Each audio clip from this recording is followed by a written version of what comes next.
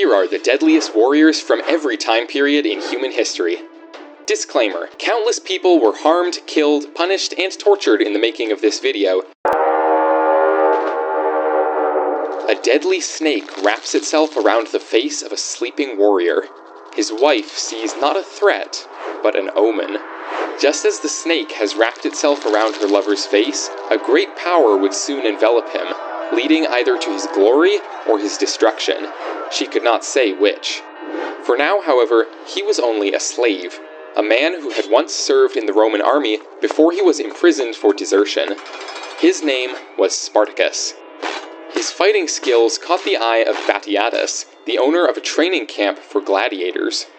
Life in the camp was hell. Spartacus and the other slaves were beaten, bound, and punished harshly as they were trained to fight to the death for the entertainment of an audience. That is until 73 BCE, when Spartacus and over 70 other slaves made their move. They stole knives and utensils from the kitchens and used them to kill the guards who stood between them and their freedom. On their way out, they found a cart full of gladiator weapons and armed themselves properly. Spartacus knew that the top Roman officials would not look kindly on their escape. Mere slaves causing such a commotion could be extremely embarrassing for an empire as powerful as Rome, and if the slaves were caught, they would surely be tortured and executed. So they went to hide on the slopes of Mount Vesuvius. On the way, they recruited other slaves, deserting soldiers, and starving peasants to join their small army, and chose Spartacus to be their leader. Rome was too busy fighting other wars in the Mediterranean to worry much about some unruly escaped slaves, and so they sent a small army to block off the only path up Mount Vesuvius, so that no supplies could reach the slaves and they would starve. However, the gladiators climbed down the far side of the mountain using rope ladders made from the forest vines, and easily defeated the army at the base in a surprise attack. Rome realized they had underestimated Spartacus, and not for the last time. Most of the free men in Spartacus's army were untrained, but with Spartacus's clever strategies, they were transformed into an effective military force, raiding the Roman countryside and defeating every army that the empire sent to stop them. At this point, Spartacus wanted to lead his band of slaves and peasants, which numbered in the tens of thousands by now, over the Alps and to freedom beyond the clutches of the Roman Empire forever. However, his soldiers were feeling confident. No one had managed to defeat them so far, so what was stopping them from marching on Rome itself and taking the city? Meanwhile, in Rome, the senators were asking each other, what's stopping Spartacus from marching on Rome itself and taking the city? In walks Marcus Licinius Crassus, the richest man in the Roman Empire. Nowadays, his net worth would be roughly $20 billion, and he wanted to claim all of the glory for defeating the largest slave uprising in the history of the ancient world. Crassus used his wealth to pay for equipment and training for new troops, and set out to corner Spartacus on the toe of Italy, where he was busy trying and failing to cross the sea to Sicily to regroup. The pirates he had hired to help had betrayed him and sailed away as soon as they were paid, as pirates do. Cornered with nowhere left to run, Spartacus made one last stand, a final battle for all the marbles against Crassus. Legends tell that Spartacus cut his way through hundreds of enemy soldiers as he tried to reach Crassus himself and kill him, but he was stopped when 2 dead centurions fell on him. He was killed fighting foes from all sides, and his body was never recovered. The Spartan rebellion was finally vanquished. Tens of thousands died in the battle, and thousands more of Spartacus's men who survived were crucified along the Appian Way in a horrifying display of Roman authority and cruelty. While he was defeated in the end, the memory of the great warrior Spartacus is still alive today as the ultimate symbol of freedom and fighting against impossibly oppressive odds, a sentiment more important than ever in today's world. An army of freed slaves fighting a billionaire? Sound familiar?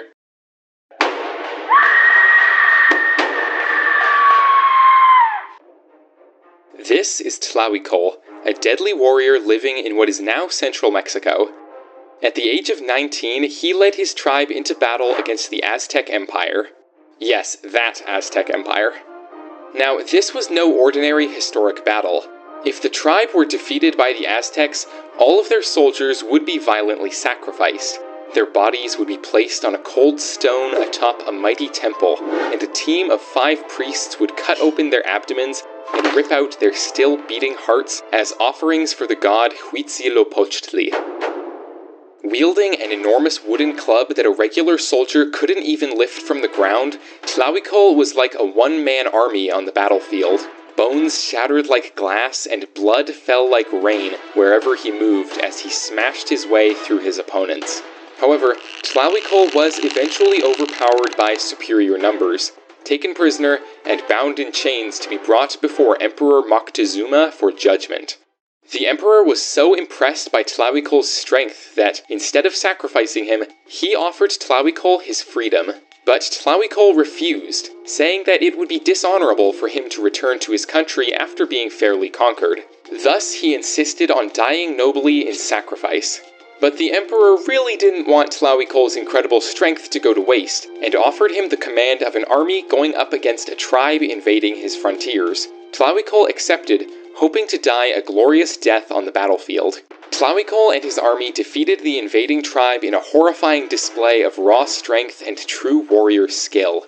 None could stand against him, and he and his army shattered their opponents, though without achieving Tlawicol's glorious demise. No! He marched back to the Emperor and demanded that Moctezuma sacrifice him. Out of respect for Tlawicol's physical strength and his unbreakable strength of character, Moctezuma agreed.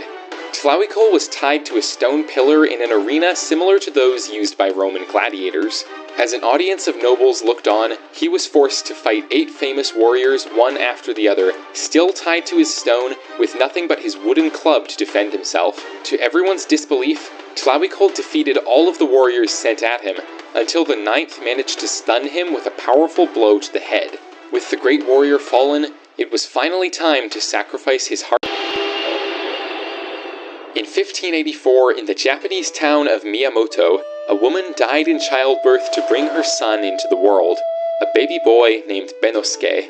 His abusive father, Munisai, kicked him out of the house to face the world entirely on his own at the age of 6 years old, and he went to live with his uncle, a peaceful Buddhist monk who taught him the ways of spiritual living. When he was 12 years old, Benosuke fought a duel with a master swordsman, who he disarmed and beat to death with nothing but a wooden stick. At the age of 16, he killed another master in pretty much the exact same way. Benosuke realized that his life could never be the peaceful, spiritual one that his monkly uncle wished for him, and so, once again, he left home to face the world alone, this time under a new name, Miyamoto Musashi, the deadliest samurai to ever live. Throughout his life, he fought countless duels to the death and was never once defeated.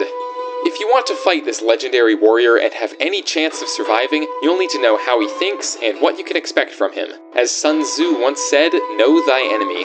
Let's get you up to speed on some of Miyamoto's unique fighting strategies. Musashi would arrive extremely late to his duels to make his opponents angry at his disrespect. Remember, this is ancient Japan, so respect and honor were a huge deal to them.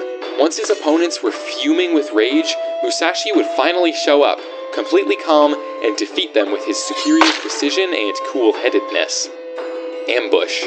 The thing about duels is they usually happen at a time and place that both fighters have mutually agreed upon after the challenge is given. Not so with Miyamoto Musashi. As far as he was concerned, the duel began as soon as one party challenged the other, and he would often ambush his enemies, showing up out of nowhere and cutting his opponents down before they could even react. Training. Miyamoto Musashi has trained with and beaten opponents specializing in all kinds of weapons, including spears, longswords, and the kusarigama, which is like a sickle with a chain on the end, and he has often fought and won against multiple opponents at the same time.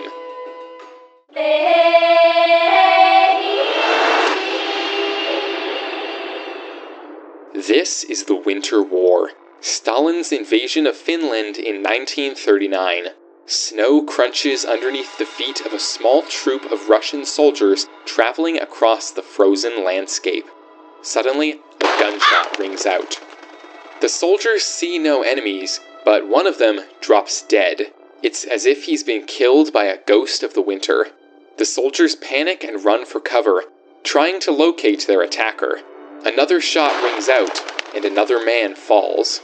Somewhere in the distance, hidden in the frozen foliage, a man lies patiently waiting in a pure white coat, completely invisible against the freshly fallen snow, his finger on the trigger of his M2830 rifle, just waiting for another man to enter his sights. This is Simo Hauha, and the Russian soldiers were so scared of him that he was nicknamed the White Death. Simo Hauha was born in 1905, and for most of his life, he was a farmer who enjoyed hunting and shooting as a hobby. The Winter War broke out between Simo's country of Finland and the Soviet Union when he was 33 years old. He fought for the Finnish army and was an extremely valuable soldier because of his incredible long-distance shooting ability, a skill he had learned as a child hunting small birds with his father. In fact, the gun he used during the war was the same one he learned to shoot with all those years ago. It was a simple weapon, and didn't even have telescopic sights, but this was no problem for the White Death. The Winter War lasted only 105 days, yet in that time, Simo Hauha got over 500 confirmed enemy kills, the highest number of any sniper in any major war in history.